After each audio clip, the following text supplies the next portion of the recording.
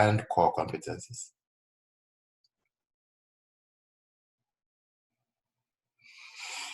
Then we move on to competitive advantage. Today we've talked a lot about CSF, we talked a lot about KPI, we talked a lot about benchmarking and how all of them help us to achieve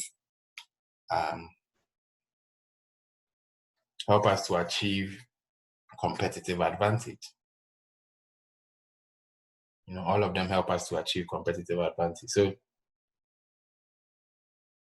So this is also like important.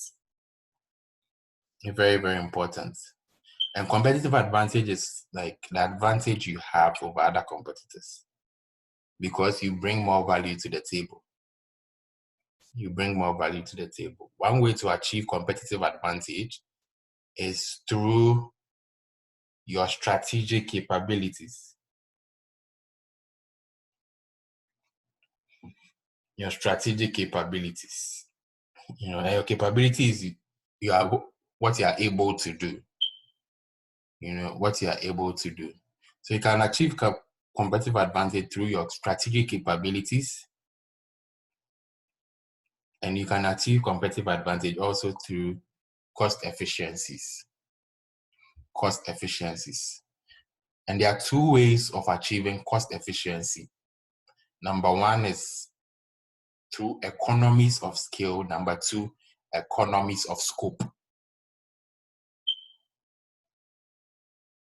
Economies of scale and economies of scope.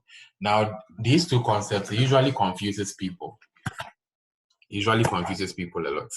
We have economies of scale and economies of scope. Economies of scale and economies of scope. It usually confuses, I see it confuse a lot of people. So what's economies of scales?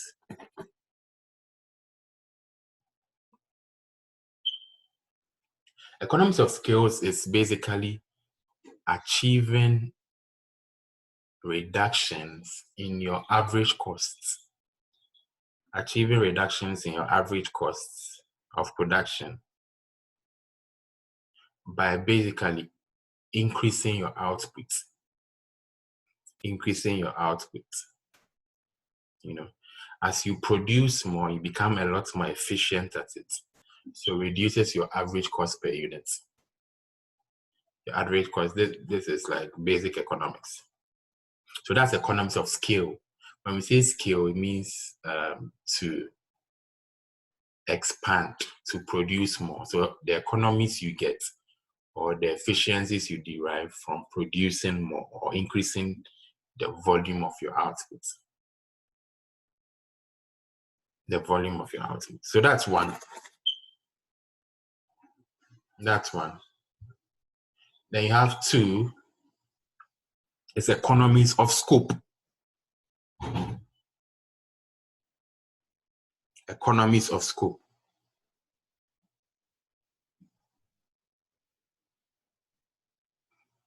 Economies of scope. So economies of scope, you are anticipating reduction in costs by producing two or more products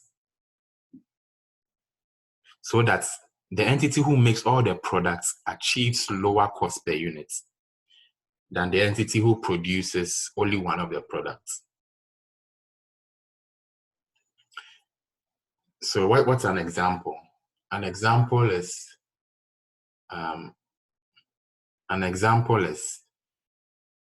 somebody who produces, let's say, toothbrush and Pepsodent.